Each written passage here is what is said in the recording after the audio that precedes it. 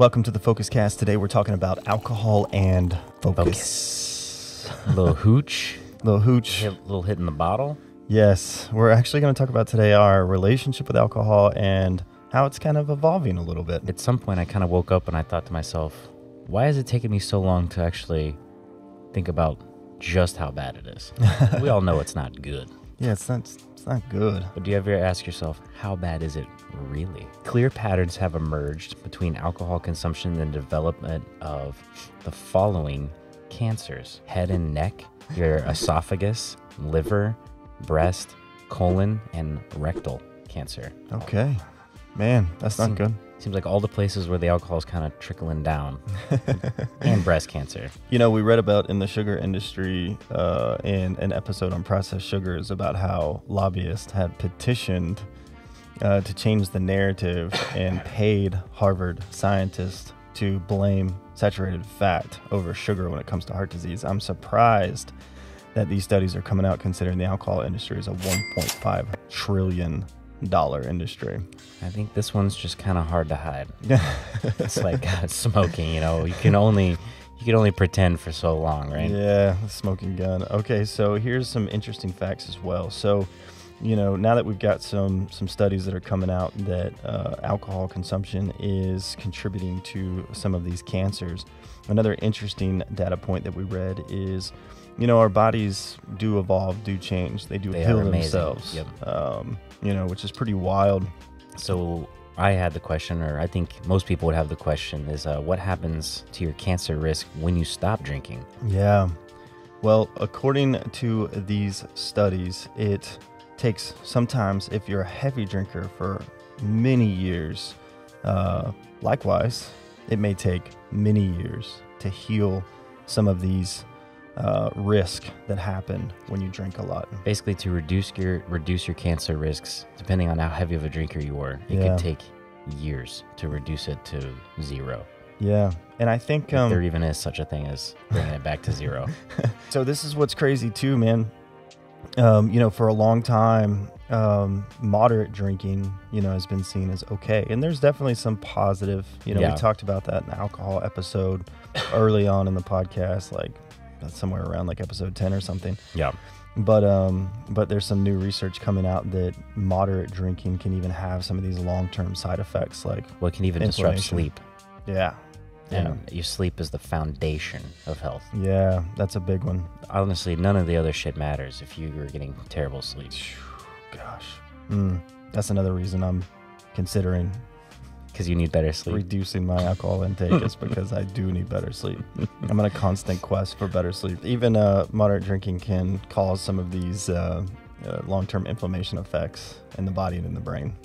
And I mean, you know, we talk about this, right? Like, you know, I read a stat the other day that 1 in 4 people are going to get cancer. And cancer is typically it's not one thing, right? It's a combination of a lot of things. And a combination is a result of lifestyle choices. Yeah, stress. It doesn't just happen out of nowhere. Loneliness, lack of sleep, poor diet. Yeah. It's a mixture of all those things. And there's still a lot to learn about cancer and all that kind of stuff. But what we see here is that alcohol is not helping.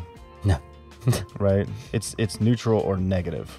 Right. I think one of the few positives that we read about alcohol consumption is, you know, if you struggle with social interaction, you know, having a drink or so, going out to a social event loosens you up a little bit. You know, you talk to more people, you open up, there's some connection that happens when you're with your friends. And again, we read in an episode that loneliness is one of the main killers that we don't talk about a lot in our culture. Yeah, definitely. So if you're going out with friends and you're having a drink and things like that, and you're fulfilled from a relationship standpoint, that's a big deal. I think that's the main takeaway right now. Like, if you're in Italy or France with your family in the countryside, drinking wine from like the local vineyard. Yes. That's different than getting home after work. You know, you're stressed out. Yeah. And doing a half a bottle of wine every night. Yeah. It's just a different drinking. It's completely It's a completely different intention. One thing that the alcohol industry doesn't have to do, they don't really have to talk about what they're using to make the ingredients. For sure. And how many alcohols or beers or wines are labeled as like organic in a way, like there's not going to be pesticides on the malts, on the grapes, It's on true. the hops. Yeah, if you go to the grocery store, like now You don't even know 30% of the grocery store, you've got organic. You can read the labels. You can know what you're consuming. Beer doesn't even have it. Beer does. I mean, they can do whatever they want. I mean, a good beer should just be water, malt, whatever kind of malts, Yeah. and then hops. How's the relationship with alcohol changing for us? We've been talking about this for the past couple of weeks. It's been pretty interesting. Yeah, for me, it's just like, what is the point? Yeah. Now it's really looking at the intentions, what's going on around. Like, I basically I'm never having a drink by myself at home anymore. Yeah. Not that I used to do that a lot, but I mean, I have done it before. But Yeah, but you know that song, I Drink Alone? I Drink Alone. Anyway, it's an old rock and roll song, I think from like the 80s or something. But see, that's I would go home and kids, wife goes to bed early. I'll sit and have a couple beers, watch a movie, whatever. So that's a typical habit for me. It's an easy one for me to cut. Well, I won't say easy, but that's like the first round to kill. yeah, I think so. Yeah, What else, bro? Why are you thinking that way? it's just not worth it. Why? It just lowers your vibration. Yeah. What does that mean? I'm not really sure what that means yet. I know some hippie shit for our listeners, Yeah. but you just don't feel that same vitality. It is Yeah. a depressant, Yeah. and you feel lower. Yeah. It's almost like it just sucks the life force out of you. Mm. And that sounds kind of dramatic, but the better you feel, the more you feel it pulling you down. Yeah. It's plain and simple like that. Yeah.